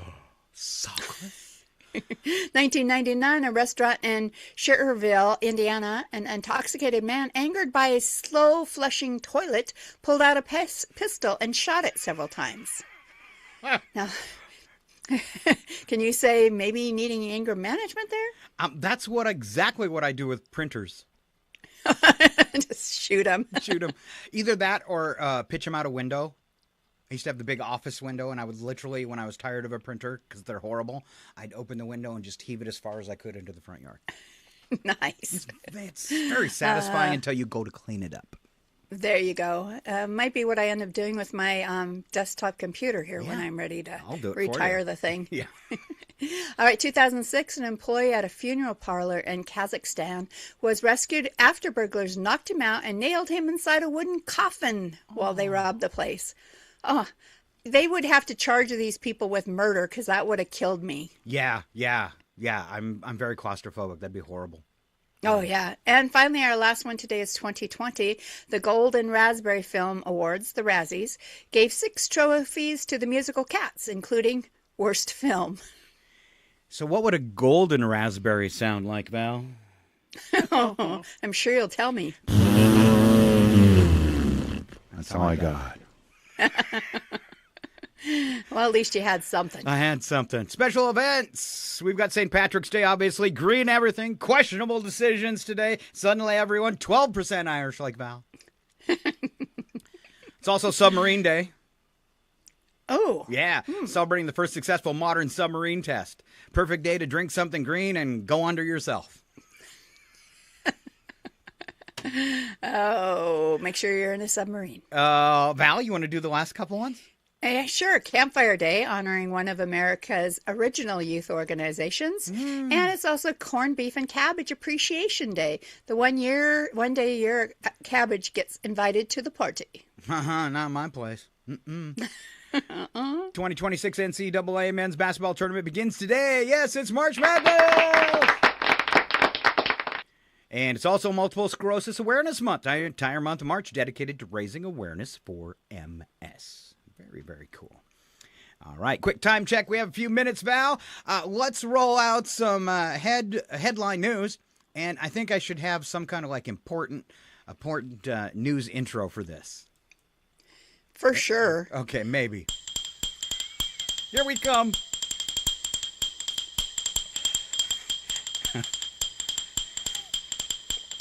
Okay, enough of that. Yay! It's time for news on Scott and Val Save the Universe. Okay. All right. International UK pours, this is an international story. UK pours billions into nuclear fusion moonshot. The United Kingdom is committing roughly 2.5 billion pounds. I had to stop and think of what they use there to accelerate nuclear fusion development, backing projects designed to replicate the energy of the sun on Earth. The goal is to build a prototype fusion power plant within the next decade, positioning Britain as a global leader in clean energy. Fusion promises massive power with minimal waste, but scientists caution it remains technically complex and commercially unproven. If successful, though, it could redefine global electricity generation without carbon emissions or long-lived nuclear waste. Wow. We've been talking about this for a long time. It just doesn't seem like it's going to happen. Yeah, because it's maybe not profitable for all the power companies and billionaires. Yeah. All right, cuts to medical research spark concern among scientists. Funding slowdowns tied to the National Institutes of Health are beginning to ripple through the universities and hospitals after Trump's tax cuts. Researchers say fewer grants are being approved, particularly in cancer, Alzheimer's, and mental health. The concern is that delays in research today means fewer breakthroughs tomorrow. Some labs are already scaling back trials or reducing staff, while advocates warn the U.S. risks losing its leadership in medical innovation if the trend continues. Surprise. We're losing everything. It's sad. I just don't understand the reasoning behind all of that. Why would we not want to continue research in cancer treatments and Alzheimer's and mental health? And somebody who could really benefit from continued Alzheimer's research would probably be the man that cut funding.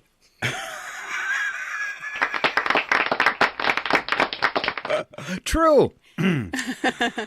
Here's a global health story. Women's health improving worldwide, but gaps do still remain. A new global survey tracks women's health, shows measurable progress in screenings for diseases like diabetes, heart conditions, and cancer. More women are accessing basic healthcare services than a decade ago, which is really sad. However, the data also highlights major disparities, especially in lower income regions where access to diagnostics and treatment remains limited. Experts say the next challenge is not awareness, but infrastructure, affordability, and consistent care. And you see this a lot when you look at research they're doing on side effects of different medications, or, just think in the last few years how they finally talked about how a heart attack looks differently in a woman than it does in a man. So a lot of the research you see is only being conducted around men and their health care. All right. NASA, space and science news, preparing for its first crewed moon mission as they move closer to launching Artemis 2, a mission that would send astronauts on a lunar flyby for the first time since 1972. It's been a while. We don't have our training wheels. They're kind of worried. All right. While the crew will not land, the mission is a critical test of systems needed for future lunar landings. Engineers are finalizing spacecraft systems, which, with a launch window targeted within the next few years, it's likely a key step toward sustained lunar exploration and even missions to Mars. And can you believe that they're further behind than we are in this whole thing? No, I can't. Look at me and Val. The network, look at this. We got new ships today. So we did. Yeah, we each got matching spaceships, purple and blue, if you're not watching online. Yeah, I think we're looking pretty good. Yeah, NASA should take some notes. All right, let's do that one about the ocean, and then we're going to roll into sports. All right, key ocean current shows signs of potential slowdown. Climate scientists are closely monitoring the Atlantic meridional overturning circulation, which helps regulate global temperatures. New data suggests early warning signals that the system could weaken in the future. A slowdown could contribute to more extreme weather, colder European winters, and rising sea levels along parts of the U.S. East Coast. Researchers stress the system is not collapsing now, but the signals are strong enough to warrant concerns. All right. And we go to the one and only Nigel Wobbleton Teacup IV. It is the weekend wrap-up of sports. Ladies and gentlemen, the show that goes nowhere yet somehow everywhere is about to astound you again. Live from the tropical country of Belize, it's your RFN. I hate that machine. I hate this machine. I hate it. It's this week's post-game therapy. I'm your host, Nigel Wobbleton Teacup IV, your superior AI sportscaster. Let's run down the past weekend's events, shall we? To the curious theatre of global sports, where athletes perform miracles, statisticians lose sleep, and fans scream at televisions as if the players can hear them. Let us begin on the hardwood. Where Thursday night in the NBA delivered the sort of scoring frenzy that makes defensive coaches stare into space like men with mummy issues. The Los Angeles Lakers defeated the Chicago Bulls behind a volcanic performance from Luka Doncic. Doncic erupted for 51 points, along with 10 rebounds and 9 assists, narrowly missing a triple-double, while hitting 9 three-pointers and generally behaving like a man playing basketball in advanced mode. The performance placed him in extremely exclusive Lakers company alongside Kobe Bryant in the statistical record books. Somewhere, defenders are still checking the floor for scorch marks. Meanwhile, in Oklahoma City, The Thunder edged the Boston Celtics by 2 points behind another remarkable outing from Shai Gilgeous-Alexander. his 35-point performance extended his streak of 20-point games to the longest such run in NBA history. A statistic that suggests he has not merely found rhythm, he has built a permanent residence inside it. Defending him now appears to require either 3 players or divine intervention.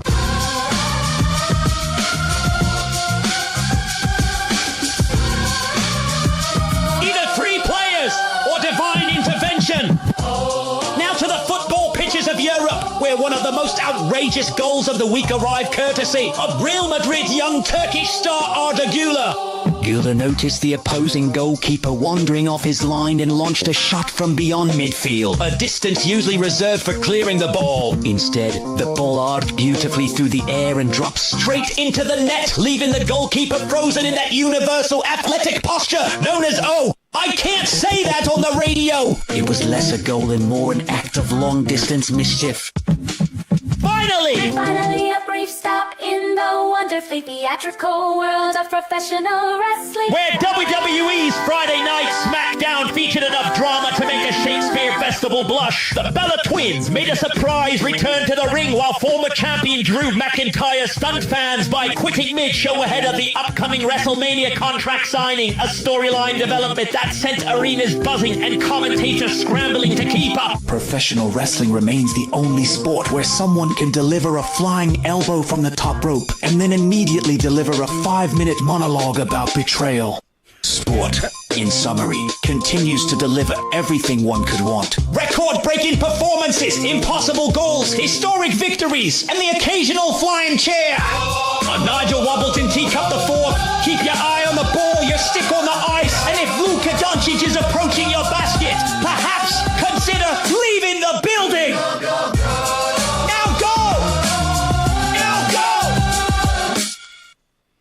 Ladies and gentlemen, brace yourselves. It's time for Odd News with Scott and Val. The only segment brave enough to ask, who let this happen? And then read it out loud anyway. Proof that evolution is taking a coffee break in America. And 1 or 2 other places too. These are real stories involving real people who woke up that morning and chose chaos. If you're thinking, surely no one would actually do that, allow us to assure you, yes. Yes, they would, repeatedly. So settle in, lower your expectations, and remember, this isn't fiction. It's humanity, unsupervised, on Odd News with Scott and Val. And here comes today's Odd News Show. We kick it off with the news attack. First sentence true, second sentence bad joke. Here comes Val. A study finds that people who work extra hours are more likely to drink more. So apparently they're just working overtime to pay for the drinks. That's the way it works out, I guess. Today is St. Patrick's Day. There's no better way to celebrate a man who dedicated his life to bringing hope to millions than by getting totally wasted. Totally. Why did it turn into a drinking holiday? I don't know. A poll shows that around 10% of Americans have both anger issues and access to a gun. And they wanted to know if the pollster had a problem with that. You got a problem with that? Do you? Do you? All right. 1 out of 5 people believe space aliens live among us disguised as humans, which explains Sean Hannity. Cash Patel. Cash Patel. I'm afraid if I did that with my eyes, they'd stay like that. Yeah, no kidding. All right. Maybe that's what happened to him. Remember when your mom used to warn you, don't do that. Your eyes will stay permanently like that. And he didn't listen. Stop it. You're going to get Cash Patel eyes. All right. On to Wacky But True. We don't add anything to these stories. All the idiocy self-contained and true. And here comes Val again. All right. Residents in a small Ohio community say they've been having a very hairy week. Ooh. According to a Sasquatch research tracking reports, 8 separate Bigfoot sightings were reported in the same county over just a few days. Witnesses claim they saw a large, upright, ape-like creature wandering through wooded areas and even near a road at dusk. The reports came from several unrelated people who didn't know each other, which believers say makes the sightings more credible. Wow. Unfortunately for science and cable TV ratings, not one of the witnesses managed to snap a photo or video of the mysterious creature. 8 sightings, 0 photos. Proving once again biggest, greatest evolutionary advantage is apparently knowing exactly when someone pulls out a phone. They've got phone. All right, I wrote a song like this. I can't remember what it is. I'm guessing it's Bigfoot. No. It's probably country or something. Probably. 8 folks in Ohio swear they saw the beast. Hairy guy strolling like he owns the forest leaves. Big footprints, funny smell, time to hide. But somehow every camera battery died. Lots of yelling, lots of pointing in the woods. Yet nobody caught a single frame like they should. 8 sightings, 0 photos in sight. Bigfoot's got stage fright tonight.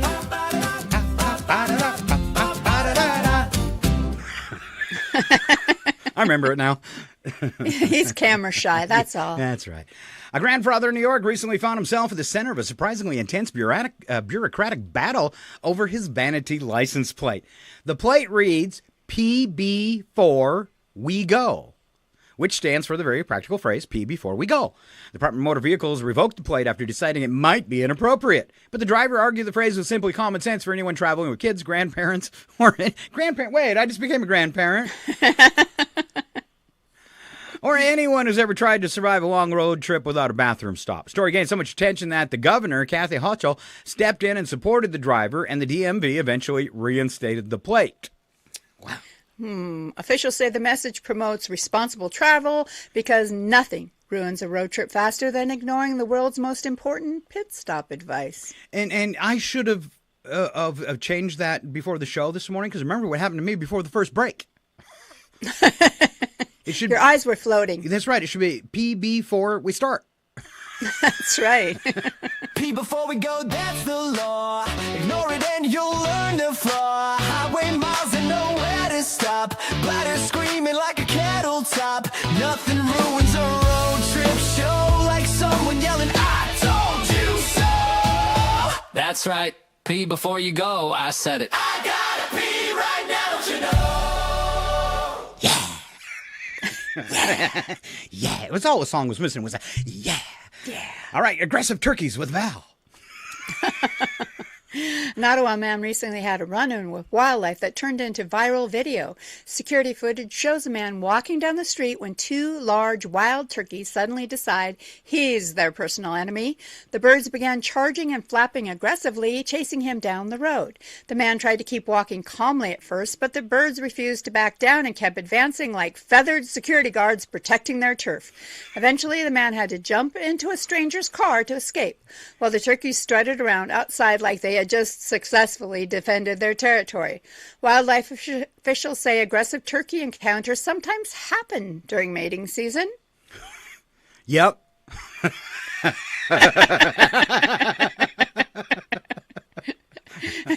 That's right, I'm a turkey. Always been a turkey. People call me turkey my whole life, and now I'm a turkey trot. Guys walking calm down Ottawa Street when 2 turkeys say fresh meat. Feathers flying, wings out wide, looking like my boss is in a poultry pride. He jumps in a stranger's car real fast. Those birds just strut like they want some cash. Run from the gobble gang tonight. 2 feather bouncers looking for a fight. They chased him down like a ram was due with that angry Thanksgiving crew. He got away, but don't forget, Thanksgiving this year will feel like a threat. All right, so our next story, nothing's worse than somebody faking to be pegging. I like that line. TikTok tarot card reader has learned the hard way that fortune-telling and criminal accusations don't mix. The online psychic repeatedly claimed a college professor was responsible for the notorious University of Idaho murders, making the accusations in multiple social media videos. The problem, she had absolutely no evidence beyond tarot cards and intuition. The professor sued for defamation and won a staggering $10 million judgments against the TikToker. Great. Legal experts say the case could become a major warning for internet sleuths who publicly accuse people of crimes without proof. Wow. Yeah. The psychic says she never saw the lawsuit coming, which is not exactly the glowing endorsement you want for psychic services. She should have seen that one. 1, 2, 3.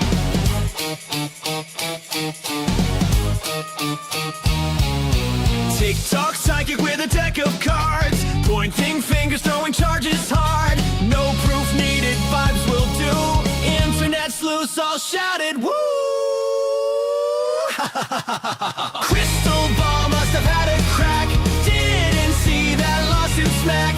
Card said fortune, judge said no. 10 million later, lesson learned though.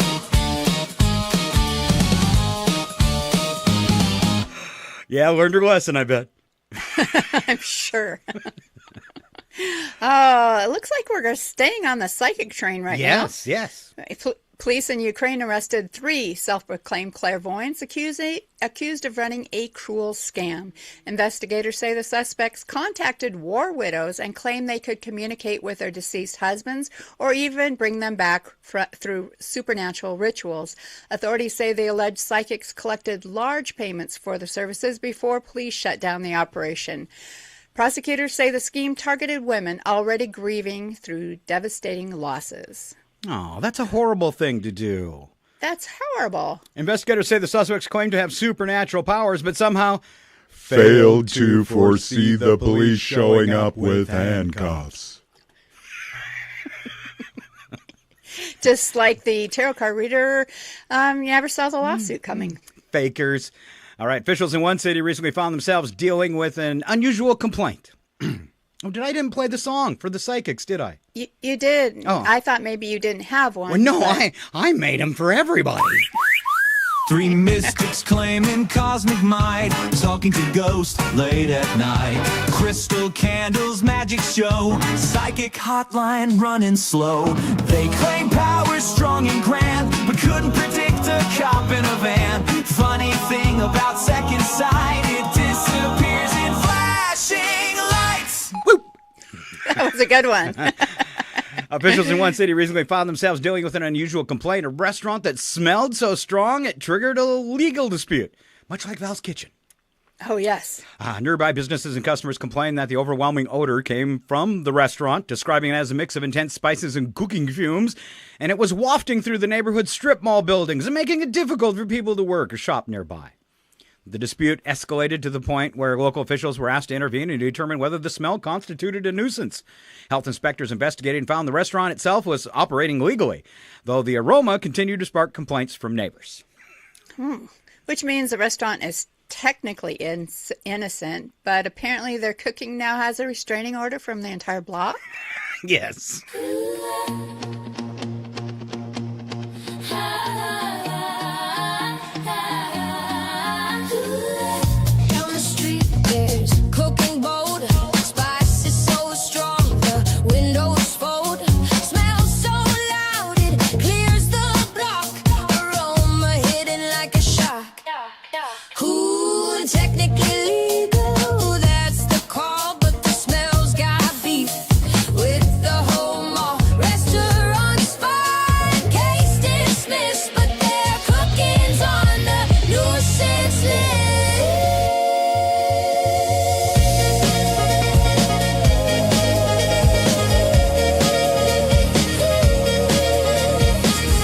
The song was so good, I just let it play.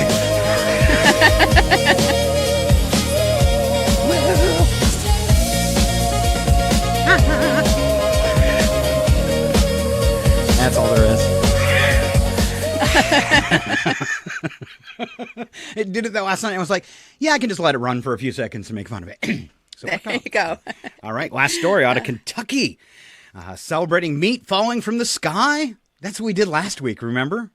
I remember. Yeah, so last week from Kentucky, we had meat falling from the sky when they flew over and threw out all the Slim Jims over their town celebration. Now we go to Ohio, where they're preparing for something equally as strange, the annual Frogman Festival. And what would you think that is, Val? Well, are they actually dropping frogs out of the sky? I wish. All right, the event honors a legendary creature reportedly spotted in the area several times over the years. Witnesses describe the creature as a large frog-like humanoid seen near rivers and wooded areas. The festival includes guest speakers, merchandise, and plenty of cryptid enthusiasts eager to debate whether the mysterious amphibian monster is real. Come visit our town. We might have a giant frog monster. Yeah, I'm on my way. Well, it's kind of like, the Bigfoot Festival up in Medellin, right? Yeah. All right, so I called this song Swampy. Ohio town with a bold campaign. Come see our swamp monster again. Half-frog creature, tall and green. Maybe real or just caffeine. Folks buy shirts and take the tour, looking for a croaking dinosaur.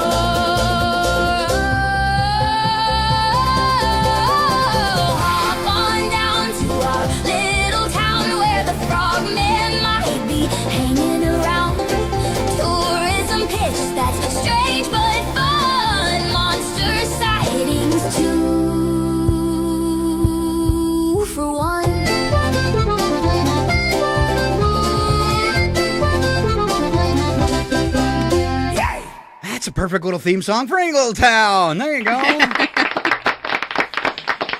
All right, that is a wrap for episode 10. Scott and Val Save the Universe. So happy that you swung by today, and thanks for all the followers over the past week. We got some new followers on the Facebook page and on our YouTube page, and we really appreciate those likes and subscribes.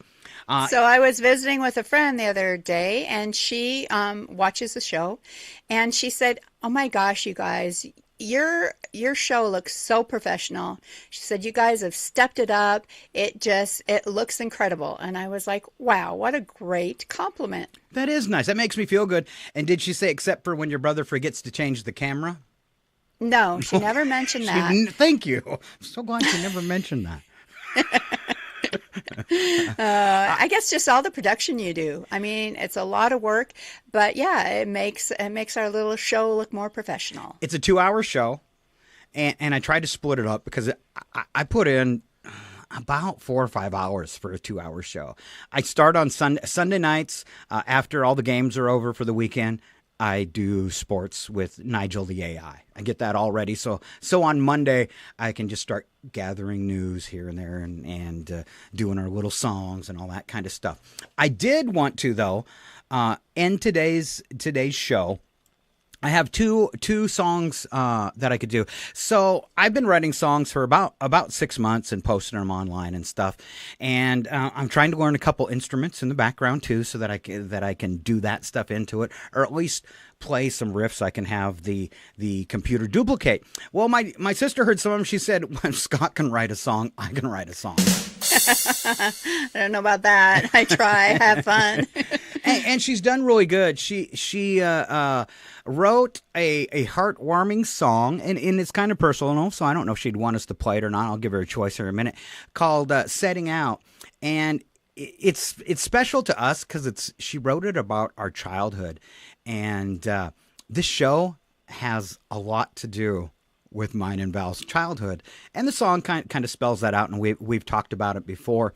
I also wrote a song that is, I published it the other day on one of our sites, but I wasn't really happy with it. Sometimes after you do a song, you're like, I could have done that better. So I went back, I slowed it down because I thought it was it's a story song about a crime and love. And it's like a little movie and a song, kind of like Richard Marx used to do with like Hazard. You know, I swear I left her down by the river, that kind of stuff. So I really had a good time doing that one. I slowed it down so you can hear the lyrics better and pay more attention to the singing, and I added in a few more instruments. I think it jazzed it up and made it really dreamy. I've got that one too I'm going to repost today. But as we end the show, Val, I don't know if we've ever played one of your songs at the end of your show. Are you okay with me playing that? Yeah, I am. I think you played it when I first wrote it, but, Okay. you know, if you think it's worth playing again. All right.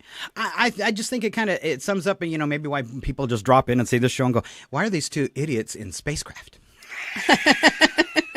And if you haven't heard our commercial, it's because we like chasing slee stacks. That's right. Yeah.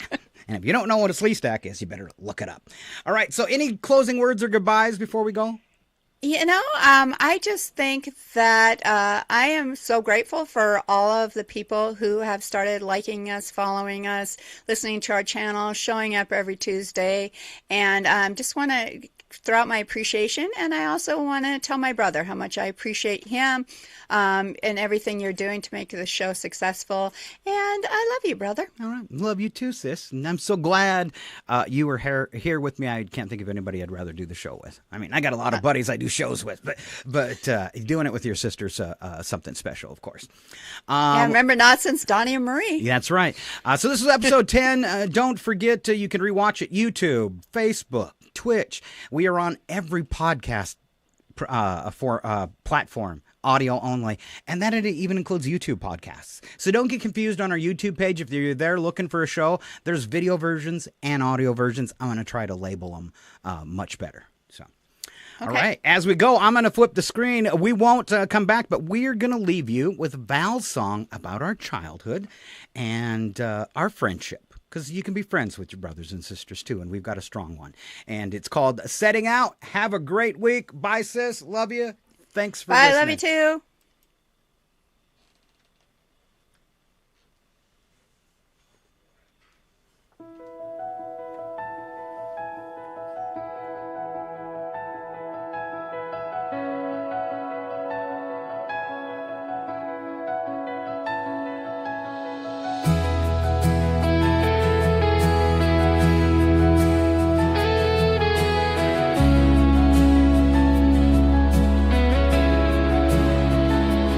We watch the stars in the sky, searching for answers and truth, wondering when and why we dreamed so hard in our youth. We built our worlds in our minds, out of hope and pretend.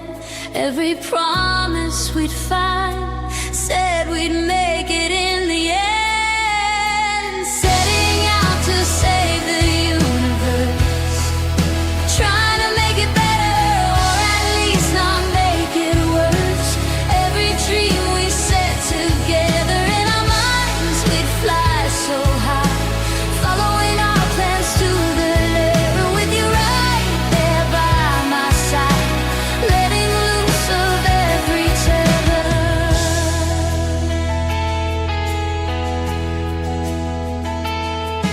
Back when it was all sci-fi, between stars and distant gates, we believed we could fly, swore that was our fate. Every late night plan, every hero we'd be, taught us who we become and who we'd learn to be. Setting out to save the universe, trying to make it better, or at least not make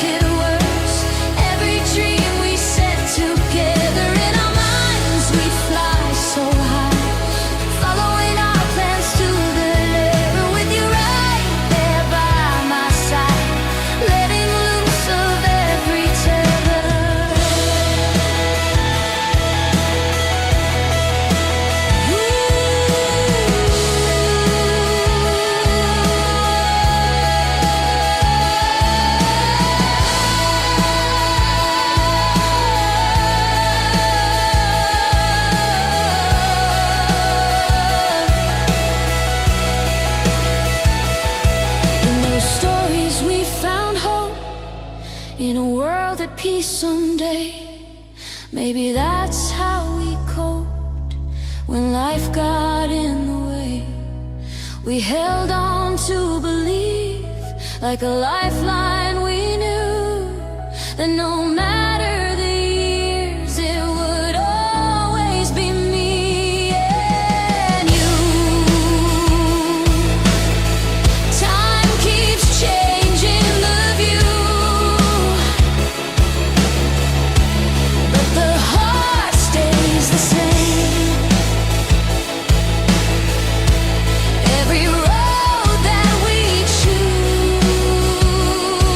still leads back again. Still we're out to save the universe, trying to make it better, or at least not make it worse. Every dream we treasure in our minds, we still fly high, no matter the weather. With the two of us side by side, you and me together. Now our journeys are virtual, but we still travel as one. Different places, same sky, still chasing the sun.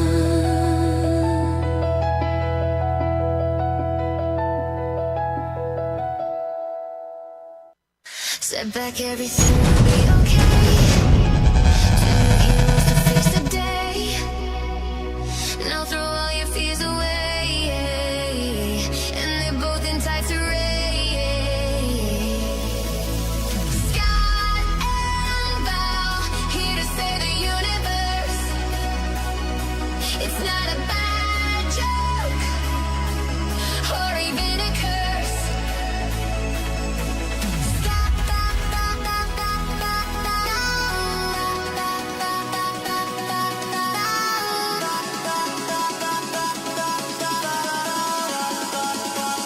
Scott and Val save the universe.